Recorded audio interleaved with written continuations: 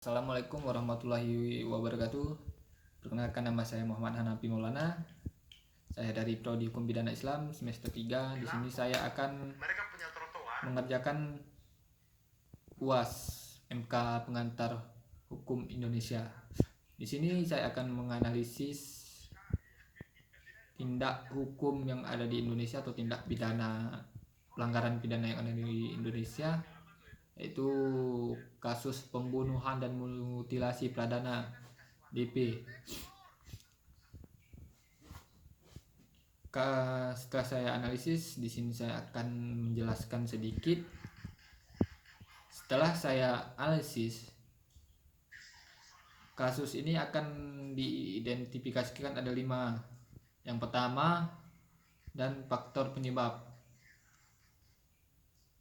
Kedua, jenis pelanggaran yang dilakukan. Ketiga, ada perundang-undangan yang berlaku mengenai kasus ini. Yang keempat, ada sanksi yang diterima. Dan yang terakhir, ada solusi. Oke, sebelum kita identifikasi kelima ini, kita dengarkan dulu tentang latar belakang kasus ini. Nah, jadi Prada DP terbukti memenuhi unsur pembunuhan secara berencana terhadap korban ini, yaitu kekasihnya sendiri yang bernama Oktaria, yang dilakukan pada tanggal 9 bulan 5 2018. Lalu bukti pembunuhan terencana itu diperoleh dari pemeriksaan dan keterangan salah satu saksi yang menyebut terdakwa akan membunuh korban jika dugaannya terhadap korban betul. Nah, dugaan terdakwa terhadap korban yaitu terdakwa menduga korban menjalin hubungan dengan pria lain ataupun yang biasa kita sebut dengan selingkuh. Nah, dugaan tersebut tidak terbukti karena tidak ada saksi dan tidak ada bukti-bukti, cuman dugaan.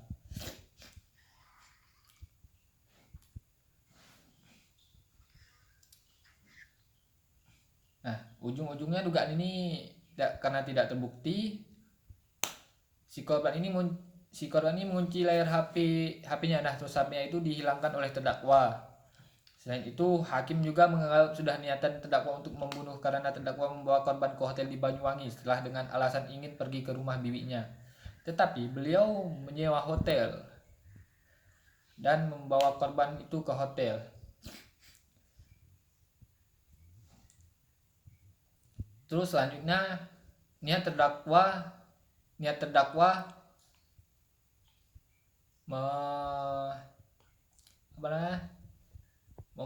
melihat membunuh korban ini karena masalah yang tadi, karena selingkuh. Jadi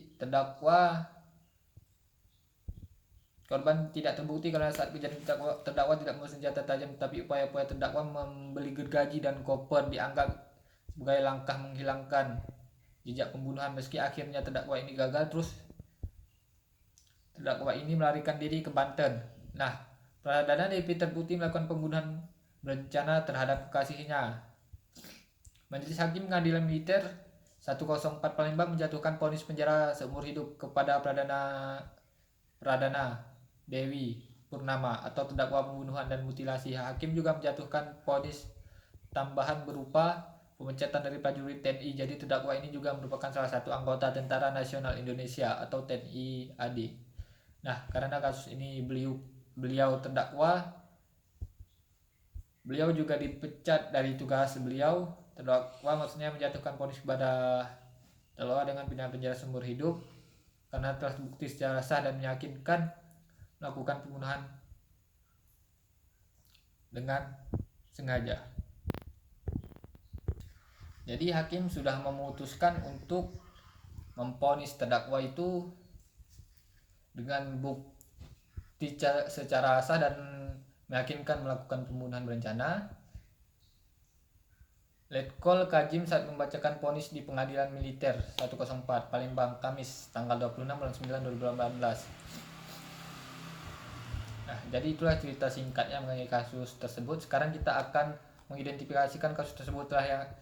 Yang pertama adalah faktor penyebab. Nah, faktor penyebab kasus ini yaitu terdakwa ia menduga korban ini menjalin hubungan dengan pria lain atau selingkuh.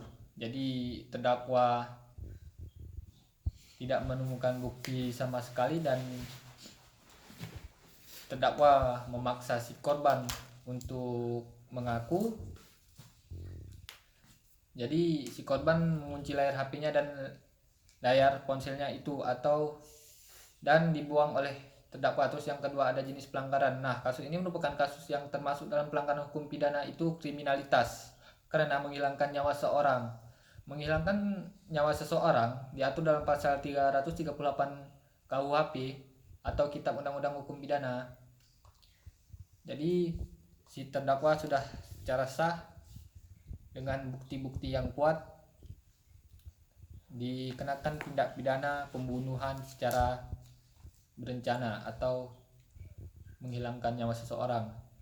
Dan ketiga ada perundang-undangan yang berlaku. Nah, undang-undang yang berlaku mengenai kasus ini yaitu pasal 338 KUHP yang berbunyi, barang siapa dengan sengaja merampas nyawa orang lain diancam karena pembunuhan dengan pidana penjara paling lama 15 tahun. Yang keempat ada sanksi yang diterima oleh terdakwa.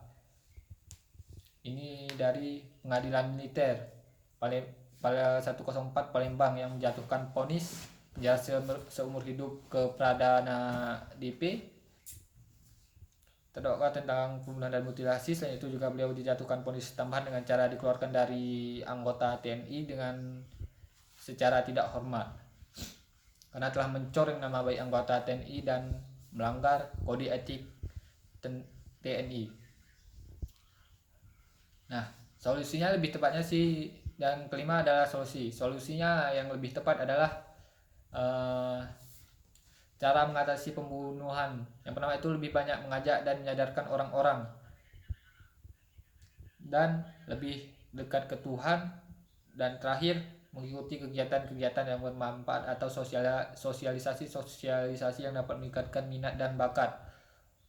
Baik, itu saja yang dapat saya sampaikan, kurang lebihnya